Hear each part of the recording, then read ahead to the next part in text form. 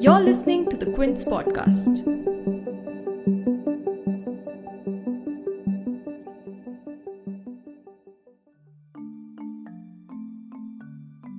Although only a little more than 1% of the electorate, the Indian American voter has become a demography to reckon with in the US elections.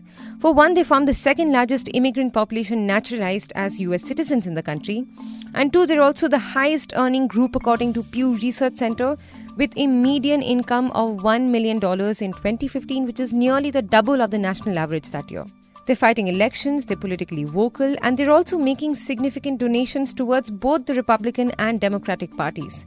An estimate of about $3 million towards the Democrats this election season and about $1 million towards President Trump.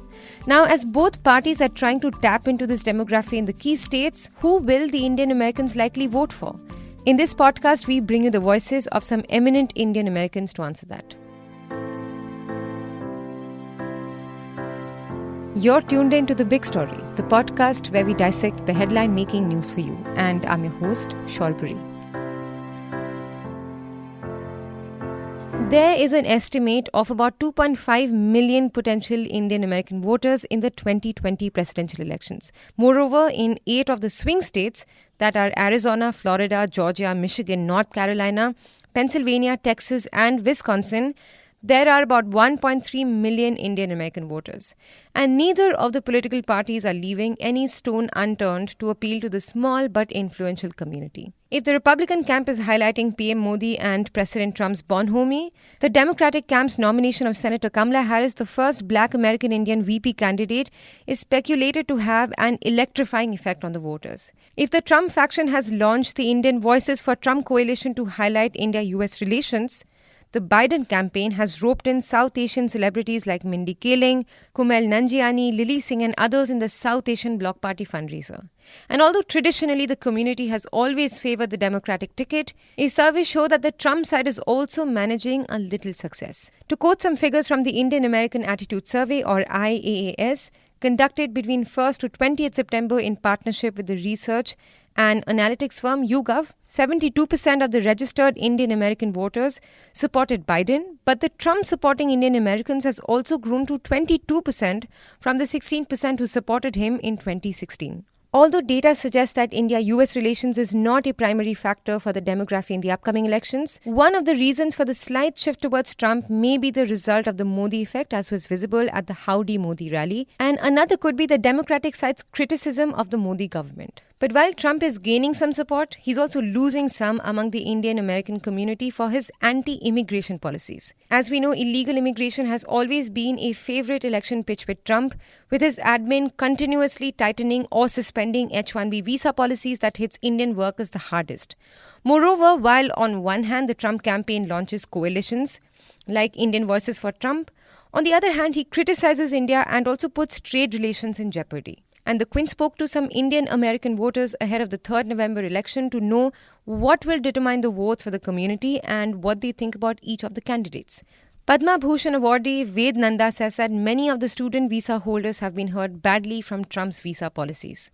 And Indian Americans, many of them who are on H-1B, many of the students who are around, they had been hurt badly. You can put the blame on all sides, everywhere, but I think the administration did not do what any federal government ought to have been doing. Dr. Bharat Barai, who's an oncologist and community activist, and Mr. Ravi Tilak, former trustee of American Indian Foundation, say that Trump's erratic policies is sending the wrong message to the community's voters. People do not like his erratic performance and erratic talk. His own mother was an immigrant. His wife is an immigrant.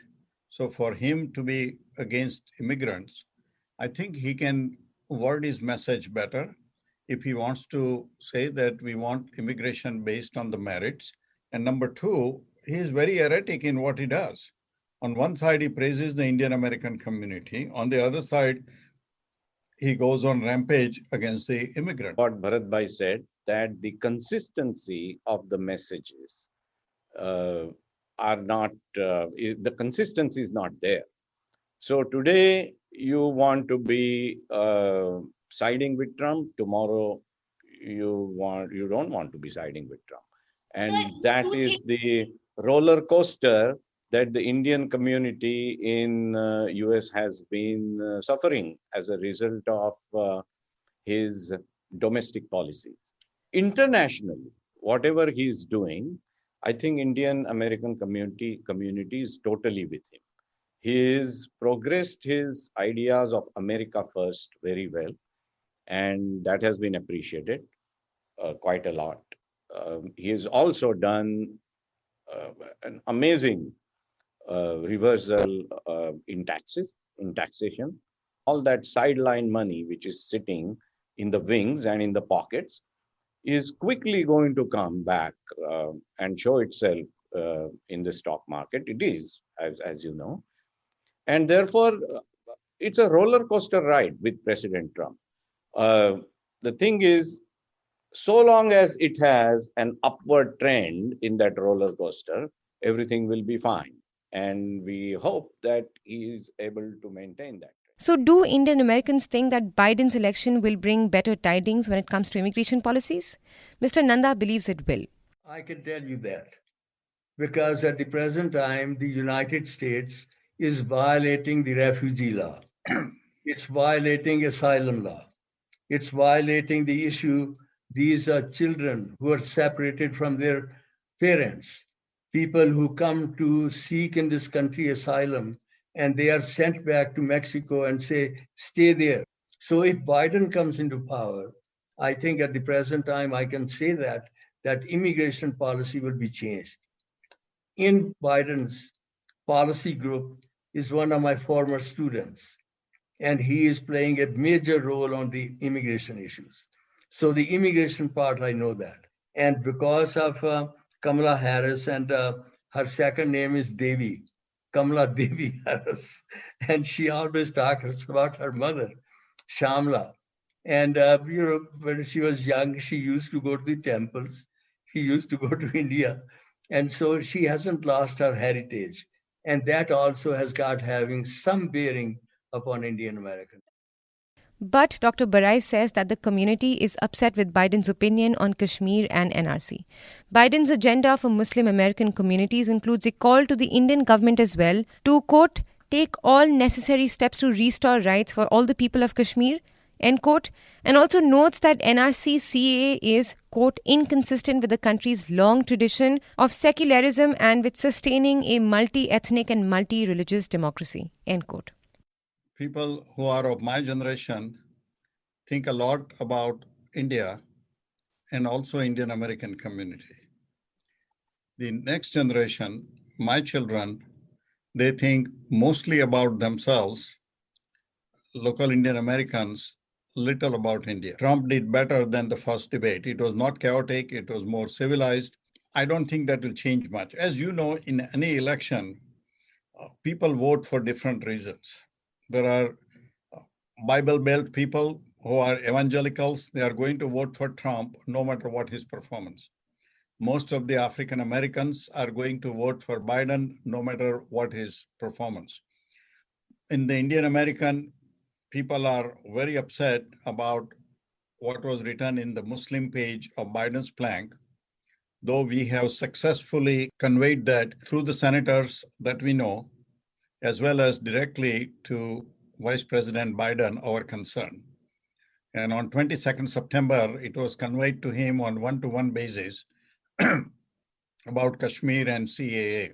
On this note, it's also perhaps significant to point out that although Indians of all religious faiths prefer Biden to Trump, as per the survey, a higher number of Muslim Indian American respondents, about 82%, preferred Biden, while among the Hindu American respondents, 67% supported him. The survey also points out that the latter community is also the most supportive of Trump. But speaking of the Kamala Harris factor now, her nomination is likely to have some bearing on which way the votes go, as Mr. Nanda says, and even the survey data supports it. If I could just go back to the survey for a minute, 45% of the respondents indicated that Harris's selection made them more likely to vote in November, while just 10% indicated that it made them less likely to vote.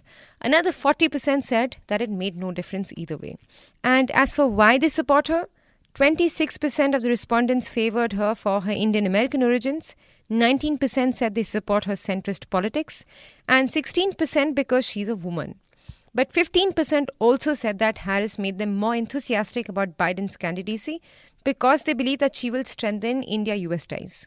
So while Harris's candidacy does seem to have a significant impact on the voters, her vocal criticism of the quote-unquote human rights abuses in Kashmir is unlikely to go down well amongst some of the members of the community. Dr. Barai says that he will be cautious about her. The young generation, like my daughter, they feel about it, but they were going to vote Democrat anyway. So I don't think it's really going to make that much difference. My generation, some of the people who consider themselves strong Hindus, they feel that she better behave because she had tried to make some statement that, oh, Kashmiris, we are with you. And when Pramila Jaipal tried to gate crash into a meeting with Dr. Jaishankar, that time the Indian embassy said that that was not our agreement. These 4 people were going to meet. Actually, she was never invited. She is not even a member of that committee. And at that point, she was trying to gate crash herself. And Kamala Harris made a statement that, oh, foreign minister of another country cannot choose who should meet. Well, she should have done better homework and find out what was the agreement. She did not have much of an experience as a senator till recently, but we'll have to see. So right now, I will not make a judgment one way or the other, except that I'll be cautious about her. I don't think that she is going to take more than 2 to 5% of the Indian American votes towards her side. If you like listening to this episode, please subscribe to the Big Story playlist for episodic updates. We're live on Apple, Google Podcast, Spotify, JioSaavn, and most of the other popular podcast streaming platforms. For other podcasts, please log on to the Quint website and check out the podcast section. For any feedback, shoot an email to podcasts@thequint.com.